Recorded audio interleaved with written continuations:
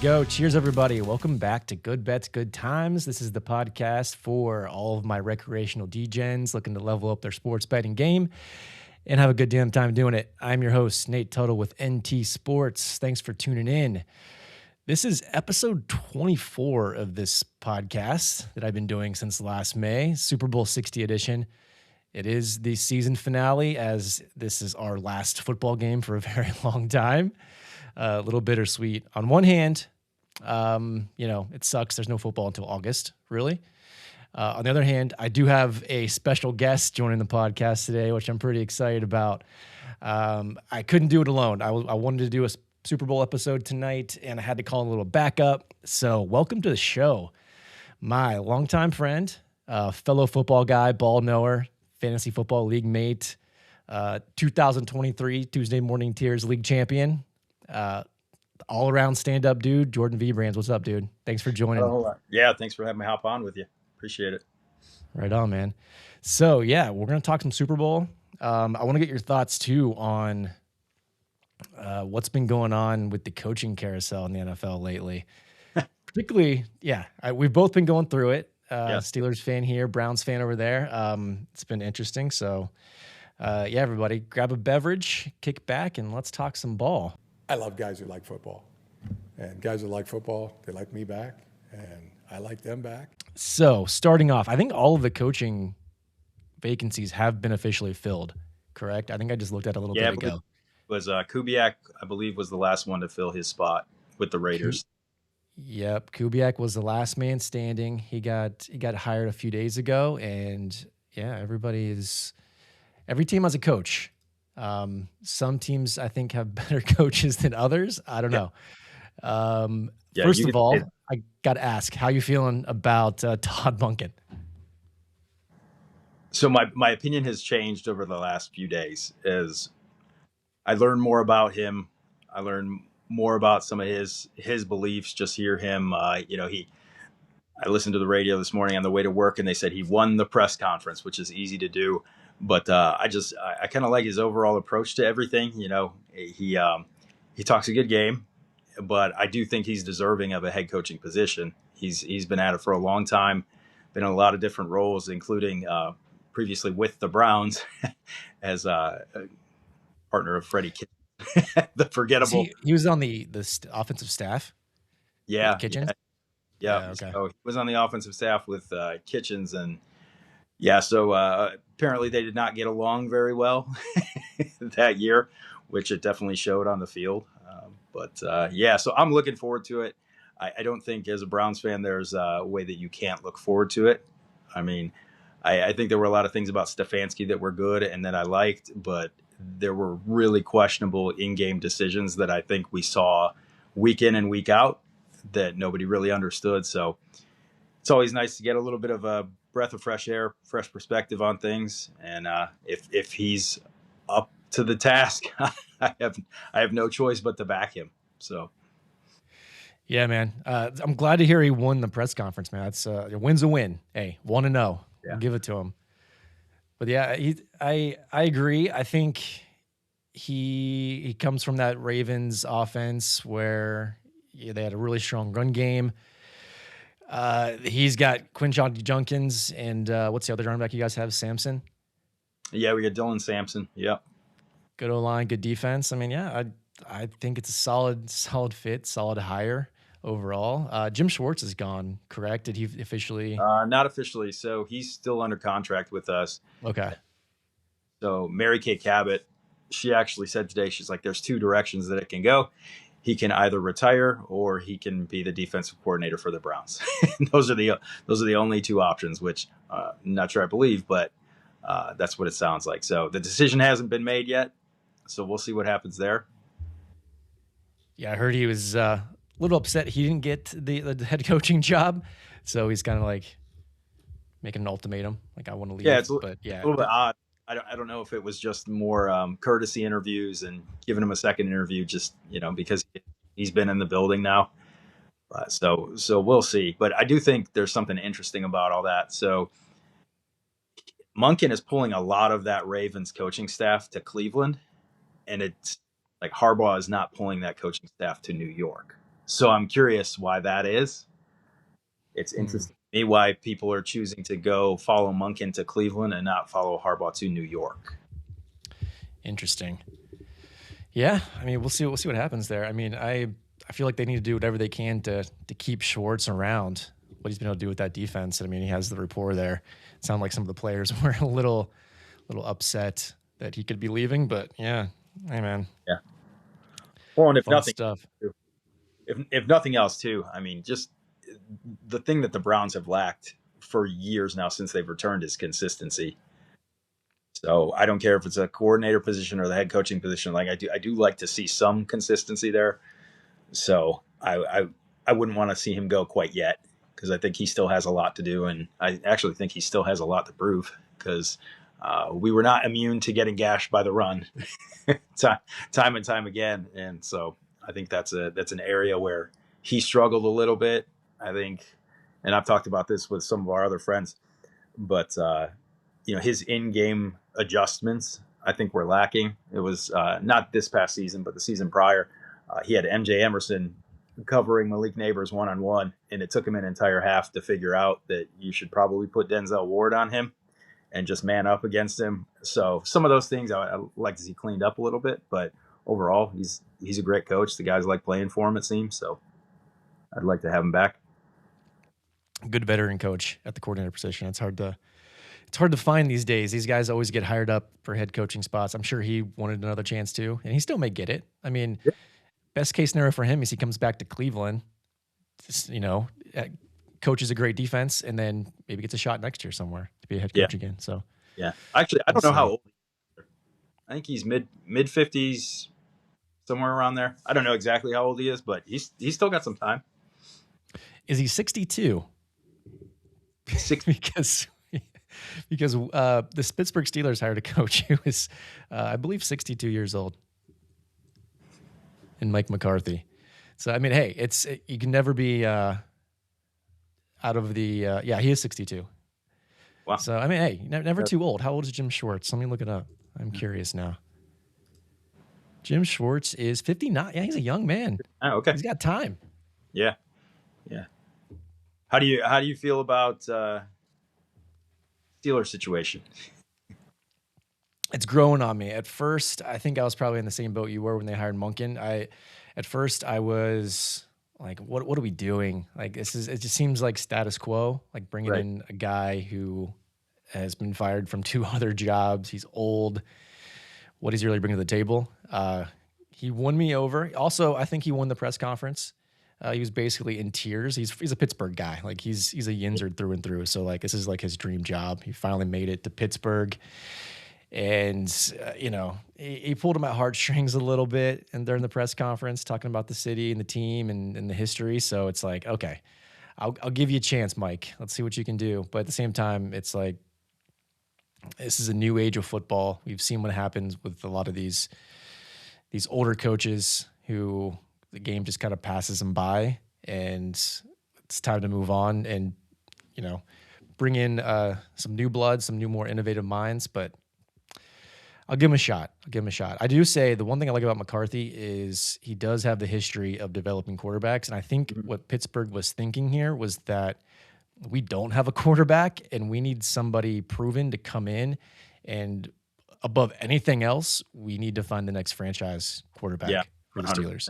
And I think that's what McCarthy brings to the table. Yeah. How long is he going to coach? I don't know. He's 62. He could be successful for a long time. I mean, Belichick coached until he's 70s. Yeah. So who knows, man? But we'll see. It's going to come down to the quarterback position. He brought in some solid coordinators.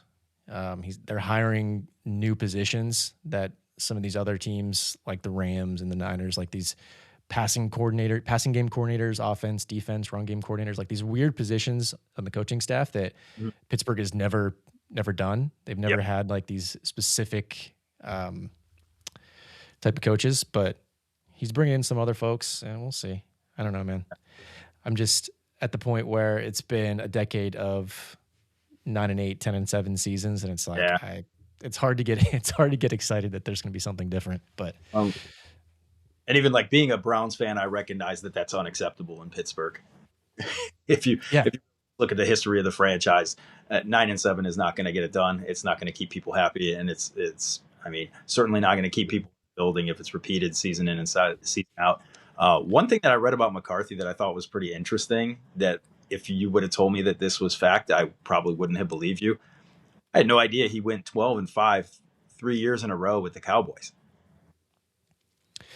Yes, he got a good run in Dallas. I don't really know what did him in. I think it might have been the play. I mean, it's Dallas. It's Jerry Jones.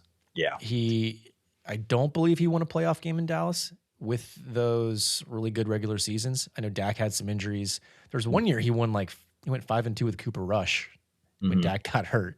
Yeah. Still won quite a few games. Yeah, I mean, I think it was probably the playoff record that did him in Dallas, and that's what concerns me about him coming to Pittsburgh is we need to win playoff games. Like, sure, with the team that we have now, he could come in, maybe bring Rodgers back, win 9-10 games again, and then what? Get blown out in the playoffs one more time? I mean, that's what worries me. We got to find a quarterback. That's what it comes down to. Yeah. Yeah. Do you think they're eyeing one up this year? Who would you, if you had to draft one this year, who would you draft? In their range? I mean, they're drafting 21. I don't think there's anybody that's going to fall to 21 that's worth drafting. They're going to have to find somebody in the later rounds. I think they might take a flyer on one of these guys who, like a Nussmeier or even a Drew Aller. I mean, in the third or fourth round, somebody who was supposed to be a top pick. Then after this season, their draft stock plummeted, but they can still play ball. So it's like maybe we pick someone up third, fourth round. I mean, wasn't Dak like a fourth round draft pick? He was in third. Dallas back in the day. I mean, yeah. So who knows? But middle round. I think Mendoza's the guy. I mean, the Raiders are going to draft him. So outside of Mendoza, maybe Ty Simpson. I'm hearing some things about Ty Simpson. They could trade up. Steelers have accumulated draft picks the past few years, so they have the ammo to trade up if they wanted to. But I don't know if Ty Simpson's worth emptying the chamber for him. We'll see.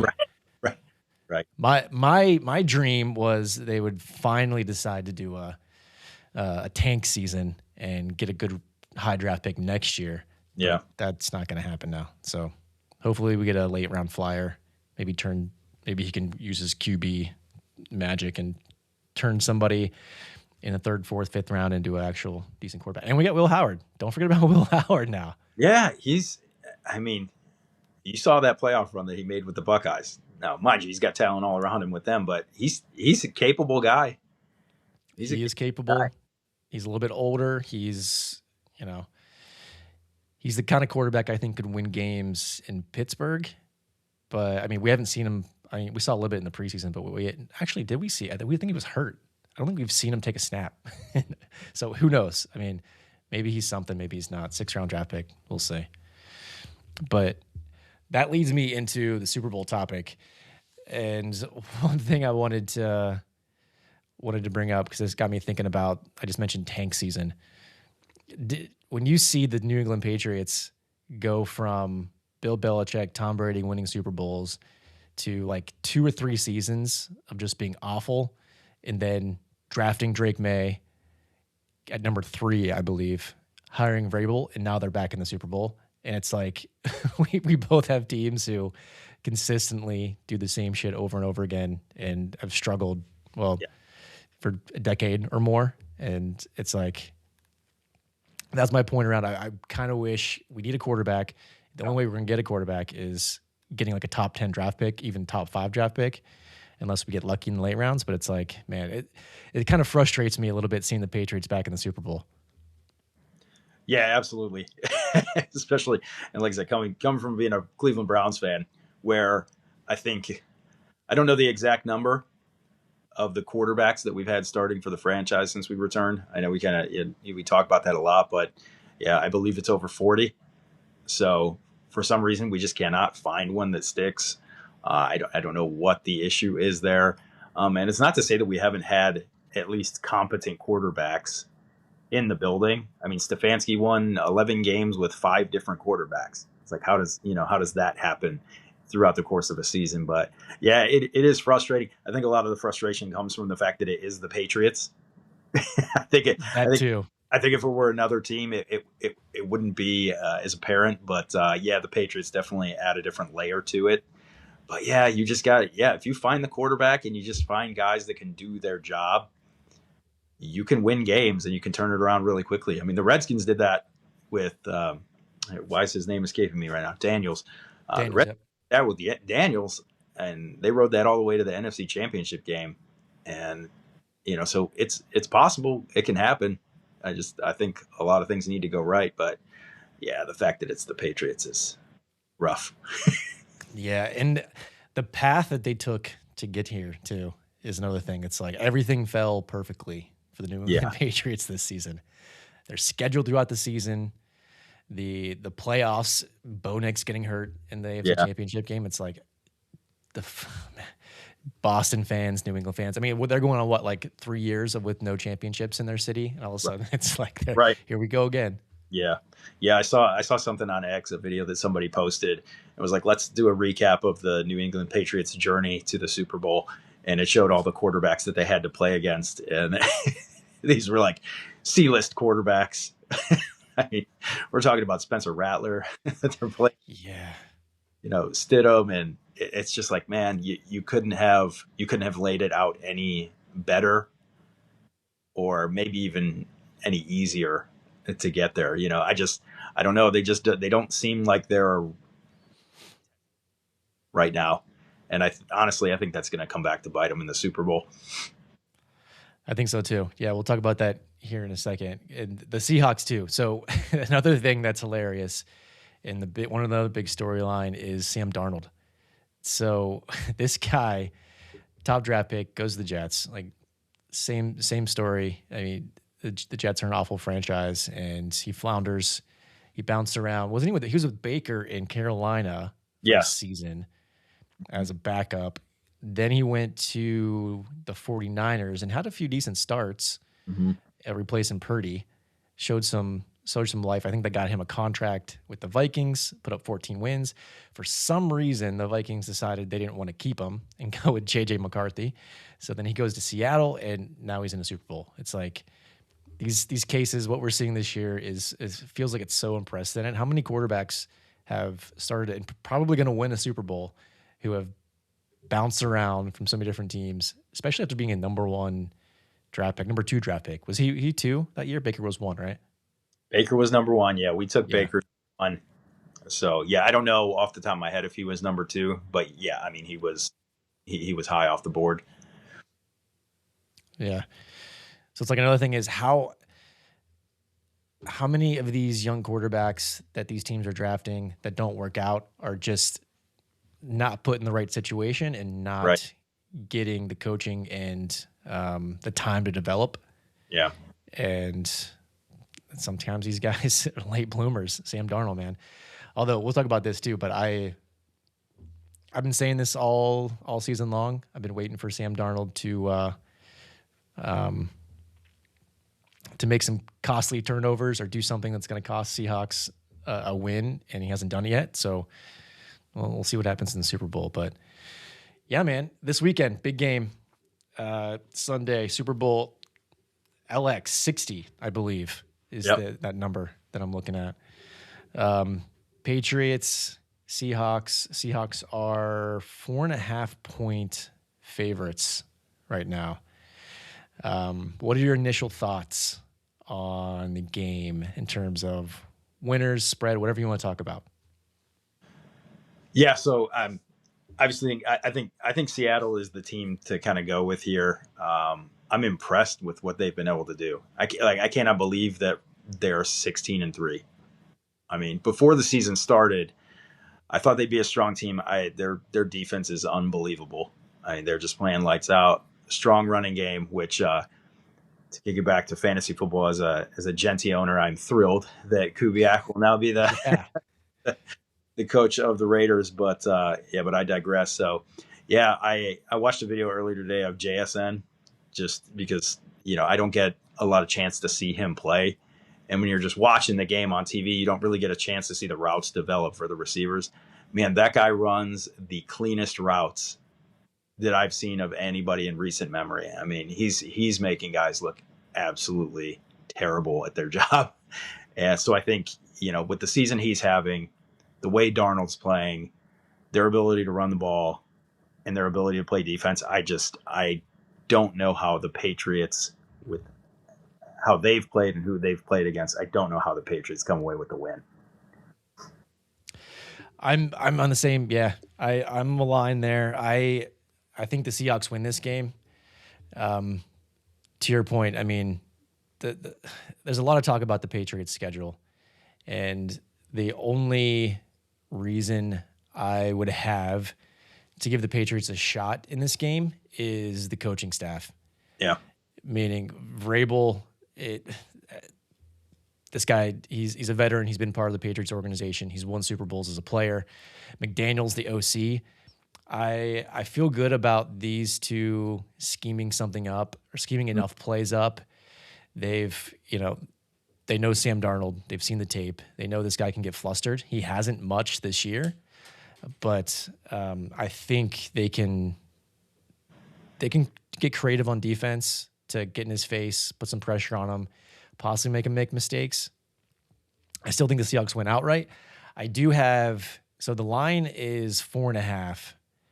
I do like the Patriots against the spread. So I did take the Patriots plus 4.5. Just for those reasons alone. Mike Vrabel is a dog. Like, I don't think they have the team. I think they're a year early, to be honest, with Drake May, with the rest of the squad, the defense. But with Vrabel as an underdog and the coaching staff's ability to go in here, and it's one game. They've proven, I mean, we can talk about their schedule all they want, but they keep winning games. Yeah, and no matter what the circumstances are, they figure out ways to get the job done. Even last week in that Snow Bowl, or 2 weeks ago in the AFC Championship in that Snow Bowl, like, yeah, sure, like the weather sucked. There's a backup quarterback. There's a lot going on there, but I mean, they did what they had to do to win the game and keep it close. And right. so so in terms of who's winning the game, probably going to be the Seahawks. But given what I understand about Vrabel and this team and just this number, 4.5, that's a lot of points in a Super Bowl. It's been a long time since there's been a 4.5 point favorite in a Super Bowl that's actually covered. I think the Rams were against the Bengals a few years ago, and it kind of reminds me of that game actually, where I think the Rams are clearly the better team. They're clearly going to win the game. They should have won the game, but this Bengal team was feisty. They went through that playoff run and they keeping games close. They won games they probably shouldn't have won, and they ended up losing by 3. So they covered the 4.5. So that's where I'm at. I think Seahawks outright. Patriots find a way to keep it close. Probably a 3-point game. I have this as a 3-point game. Something like 23-20 Seahawks. Yeah. And not that anybody needs any extra motivation to play in the Super Bowl, but it just seems like Vrabel gets his guys up. He gets his guys up to play every game. And it's like he's in the trenches with them. And I see that in other coaching staffs, but I don't see it nearly as effective as what he does. I mean, he's just an absolute animal. So. Yeah, he's a crazy person, and that's what you want, I think, as your head coach. But at the same time, he's smart, and yeah, I do like Josh McDaniels. He's coached in so many Super Bowls. Like he's going to be able to get Drake May ready for this game. Although I have heard rumors Drake May is injured, which has concerned me a little bit. He's got a shoulder injury, but I mean, it's Super Bowl, one game. They'll fix him. Right. They'll get him going. Right. He'll make it. He'll be all right. And too, at this point of the season, you know how it is. Everybody's playing with something. Yep.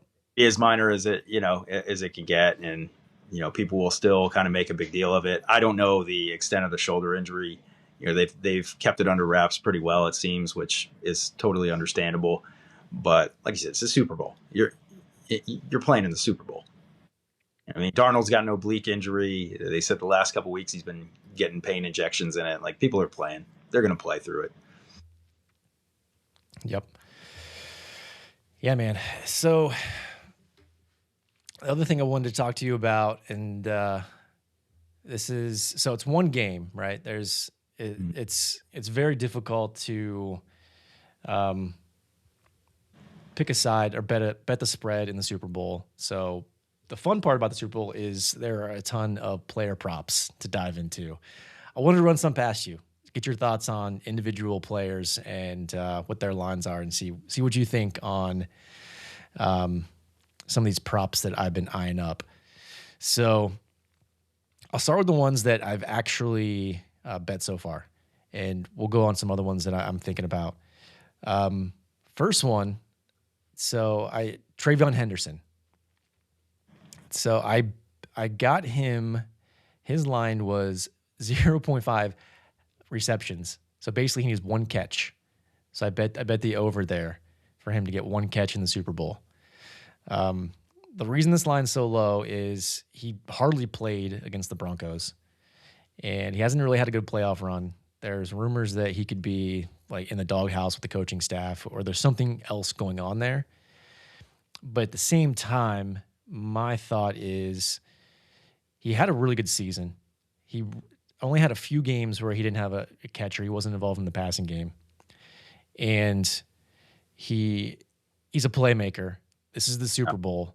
Yeah. Like, you're not going to put everything on Ramondre Stevenson. They had to against the Broncos. That was a snowball. They ran the ball. He had like 27 carries or something. Like, of course, don't put the rookie out there. Let Ramondre get it done. But in the Super Bowl, man, I mean, this is probably my favorite bet the entire Super Bowl. Trey Henderson, one catch. Can he get it done? I believe, I think he'll get it. Well, and to your point earlier, they're going to scheme something up. He's too dynamic of a player for them to not involve in that game plan.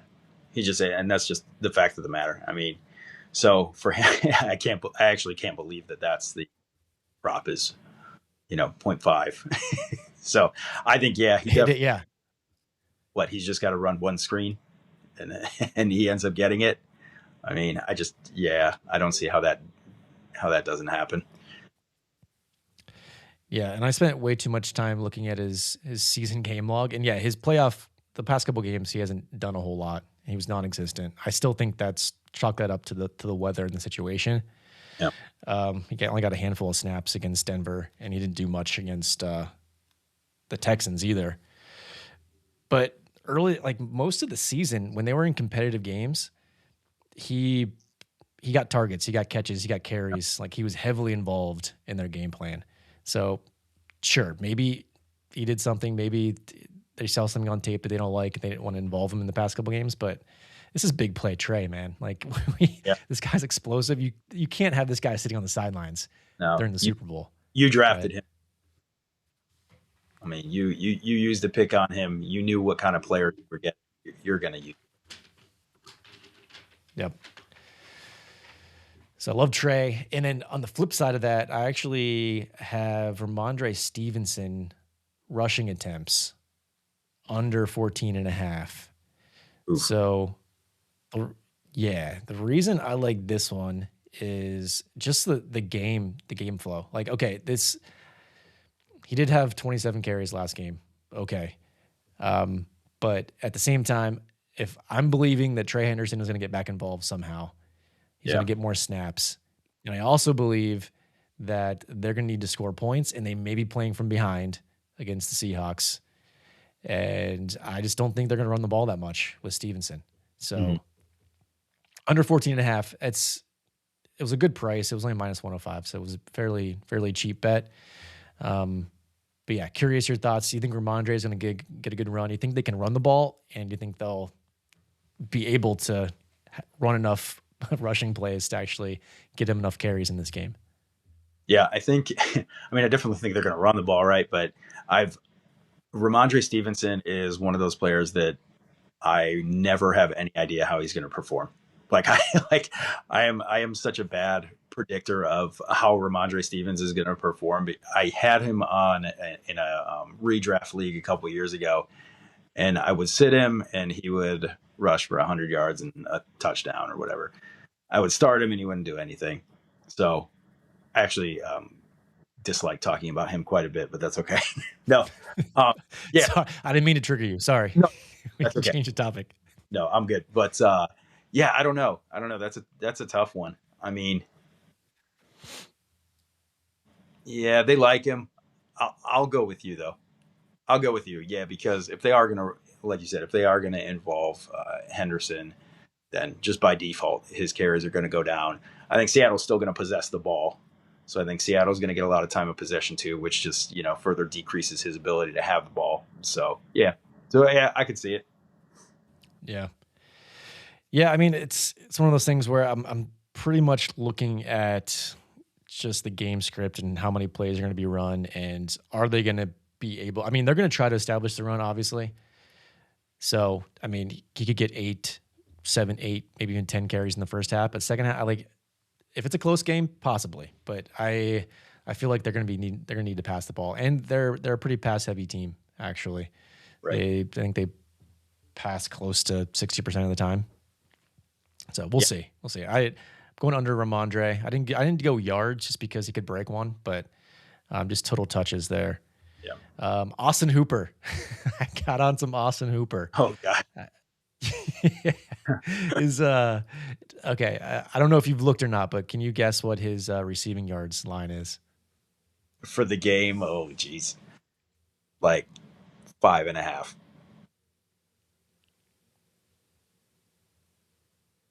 Did you hear me? 5.5. 5.5? Close. 8.5. 8.5. Okay. I think it's 9.5 now. 8.5. Yeah. So I took Hooper over, and the reason for my logic behind this is that from what I've been looking at the Seahawks defense, they have a really good secondary, but the one way that you can complete some passes against them is with the tight end. I looked at Hunter Henry too. His props are pretty high right now in terms of like yards and receptions. And Hooper's good for 1 or 2 catches. Maybe he gets one for 10, 12 yards and a first down. So I like Austin Hooper to get involved here. I think they use both tight ends quite a bit and the running backs. So I think the Seahawks secondary can shut down the receivers. Like, look at the Patriots receiving core right now. I mean, they have an older Diggs. Yeah. Who could do something. They got like Mac Hollins, Keyshawn Boutte, Demario Douglas. I mean, they don't have like these guys that can go up against a world-class secondary. So going the tight end route with the Patriots, I like Austin Hooper getting me at least 9 yards. Just give me a decent catch, 9 yards, 10 yards. We're good to go. Right. What else we got here? How about you? Anybody you're eyeing up? I know we talked about Jackson Smith and the Jigba. Yeah. I think he's an interesting one. Mm-hmm. I mean, I think he's going to be the Patriots' focal point. So I think they're going to try to neutralize him as best they can, especially with Vrabel being a defensive coach. I think they're going to, have eyes on him. It just outside of him and K9, it's like I don't know if anybody else on their offense really intimidates you that much.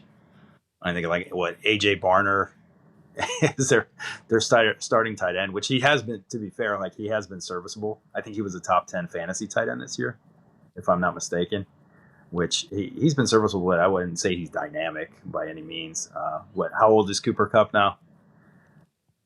He's fairly old. I was going to ask you about Cooper Kupp. Yeah, like he's obviously at the tail end of his career, and then what I thought I saw Jake Bobo had a touchdown last game, I believe. Bobo, yes.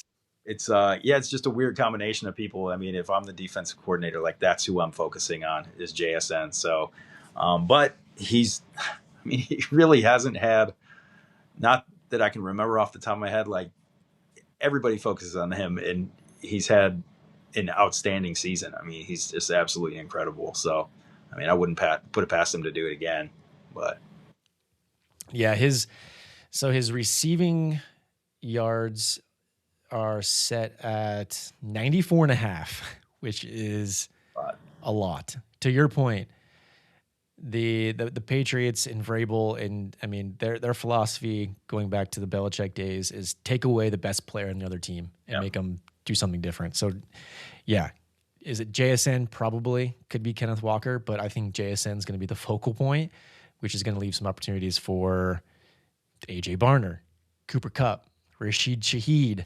I think could maybe hit a couple big shots. But I'm probably, I looked at some Smith and Jigba. If I did bet anything there, it'd be under. the 94.5, just because that's so high.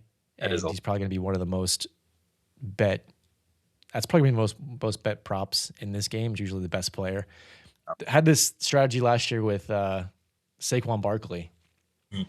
Everybody bet all the overs on all of his props, and every single one of them went under last year in the Super Bowl because he was the focal point of that game. So yeah, I'm probably going to stay away from JSN.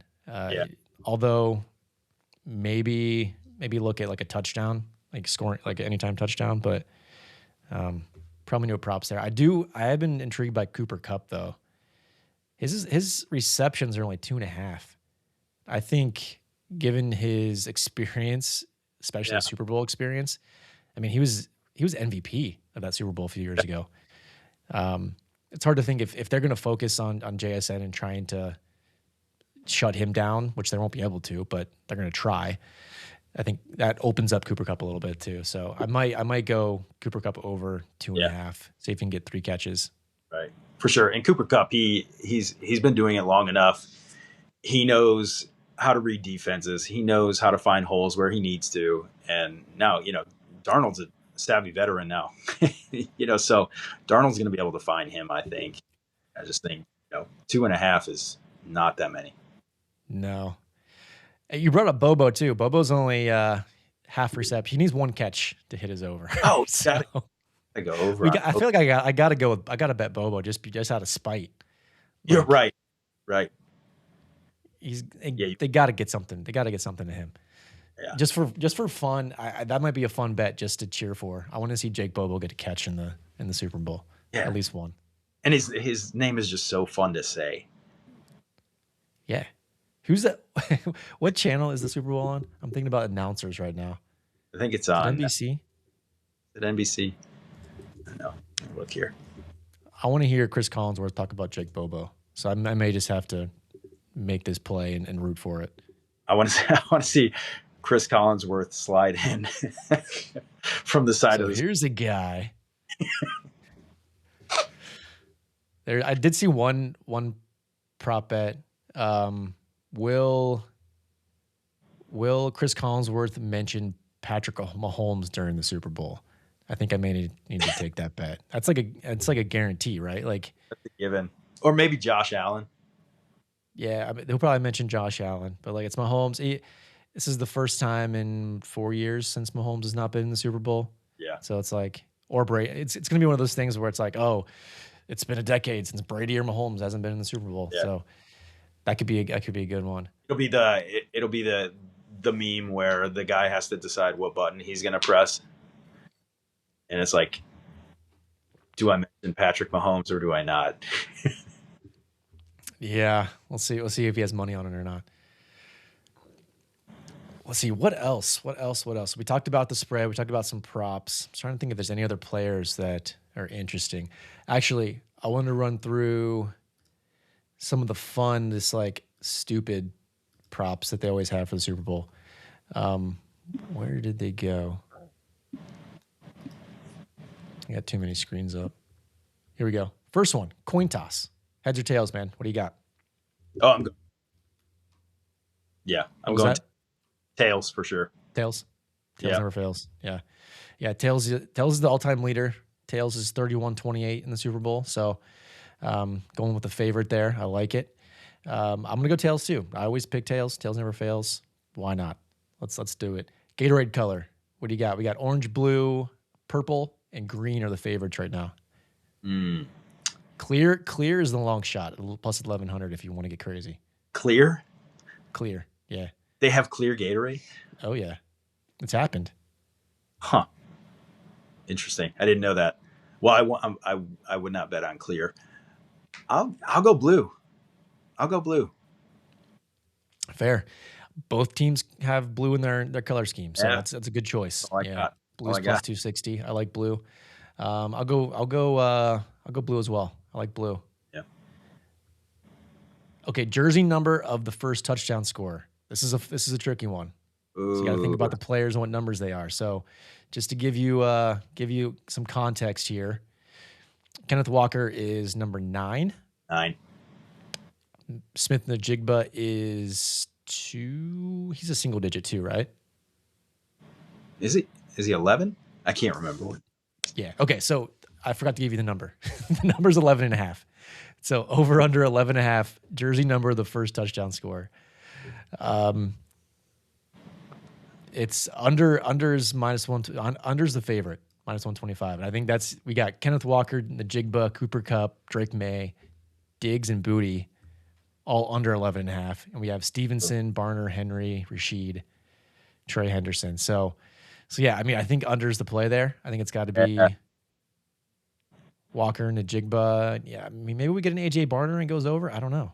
It seems more likely with all those guys that it would be under. What else we got? This is my favorite bet, and this happened last year. So we'll see if it comes back. But will there be an octopus in the Super Bowl? Do you know what an octopus is? No, what's an octopus? It's when a player scores the touchdown, then also scores a 2-point conversion. So they get 8 points. It's the octopus. So it happened last year. Jalen Hurts, he ran in a touchdown, then also ran in the 2-point conversion, scoring an octopus. It's happened 3 times this season. Chris Godwin did it earlier this year. Abuka, Jonathan Taylor's done it. Ramondre Stevenson did it last year. So yeah, will there be an octopus? Drake May, maybe? I mean, we'll see. I'm going to say no. No, that's the good choice. It's plus 1,500 for a yes on the octopus. Could be a fun one. All right, man. I think that's all I got. That's all I got. Anything else you're eyeing up? Any other thoughts on Super Bowl 60 that you want to touch on? I am rooting so hard for Sam Darnold. I'm not a Sam Darnold fan. I just think I want him to reach the peak of his character arc. Like, I just want him to get there.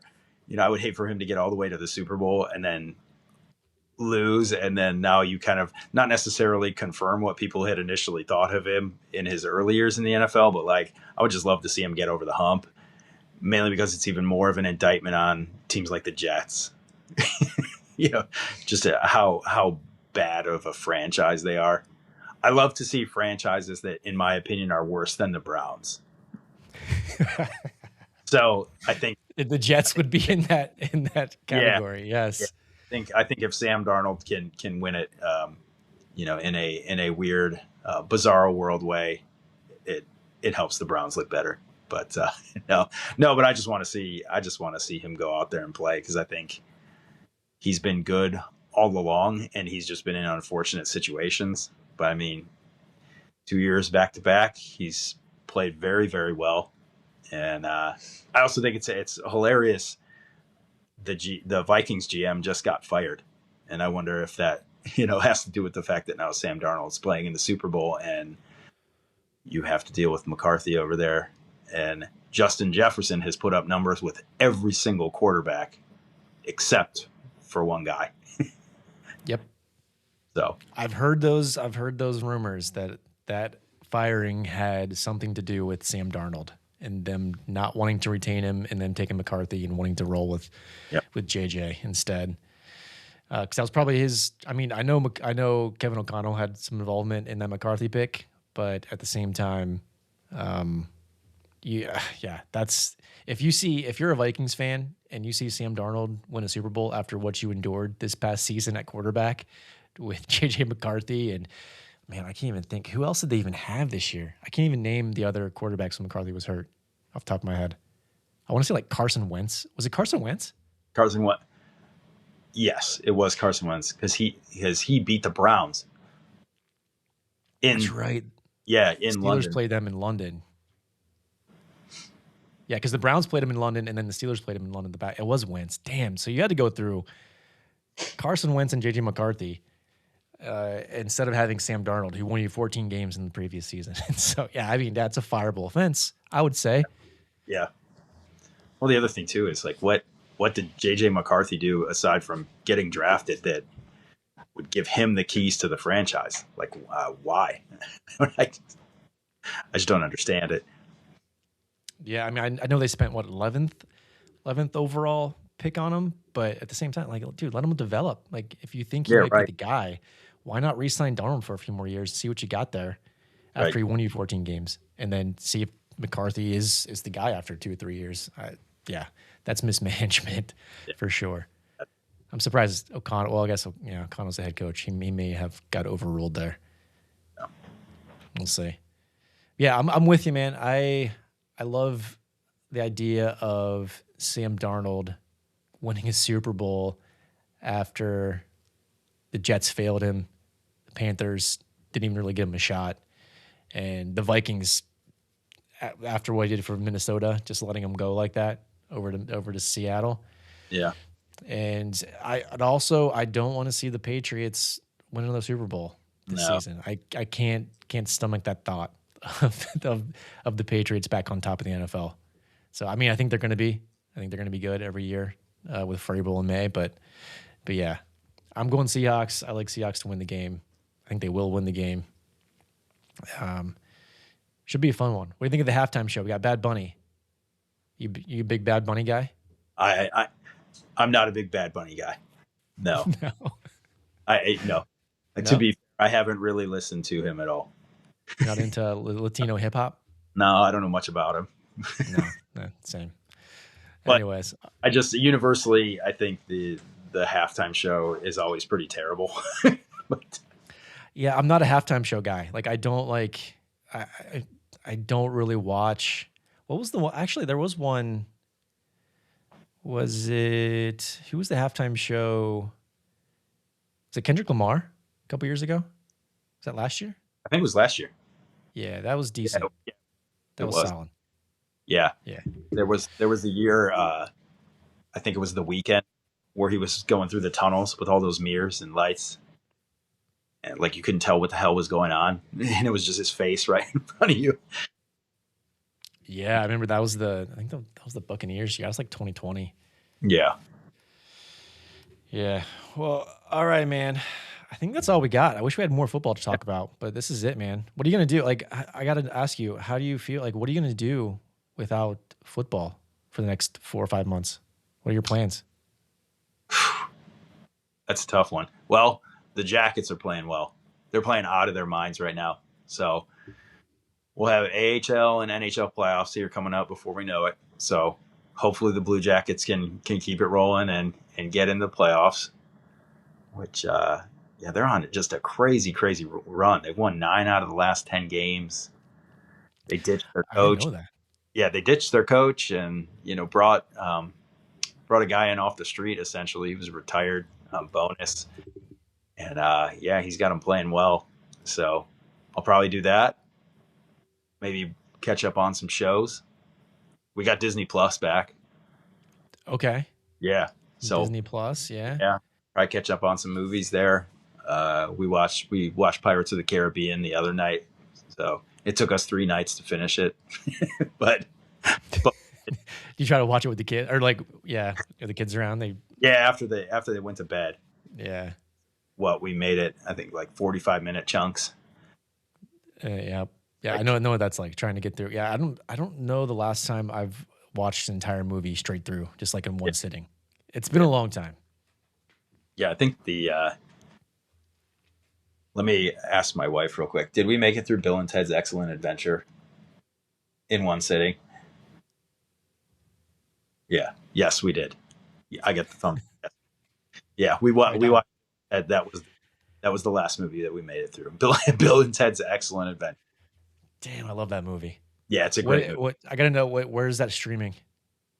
That we watched on Amazon Prime. Got it. Yeah. But yeah, I forgot how serious that movie is. And dude, Blue Jackets. I don't know, man. If they make the playoffs, I don't know if you want to come down for a game or not. Maybe we should hit up a Blue Jackets playoff game this spring. Absolutely. Yeah, absolutely. I would love to do that. They're all I'm looking forward to is baseball season. And I hate to say it because, I'm a Pirates fan and it never works out for me when I get excited about baseball season, but I have to, man. I got to get excited about Paul Skeens and what this team can do. So yeah, we're counting down days to baseball season. May watch some college basketball, do the whole thing, but yeah, man, One more football game. Baseball season's always a good turn of the page, and we got a lot to look forward to. It's a new chapter in both of our lives. Yep. Yes. Absolutely. Awesome, man. Well, yeah, I appreciate you joining me. Thanks for coming on. We got to do this again. Next season, I want to have you back. Come chat some more ball anytime. Yeah. And yeah, man, that'll do it. I'll wrap up the podcast. So everybody listening, go ahead and do us a favor. Feel free to follow the podcast, leave us a comment, follow us on all the socials, NT Sports 22, X, Instagram, all the places. With that being said, enjoy your Super Bowl, bet smart, stay sharp. Cheers, everybody.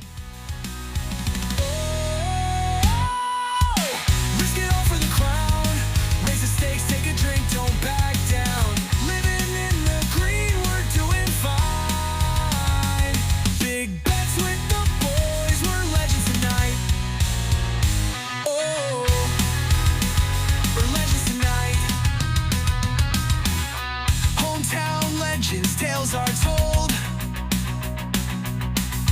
bold decisions, hearts of gold, trading shouts and plans with brutality.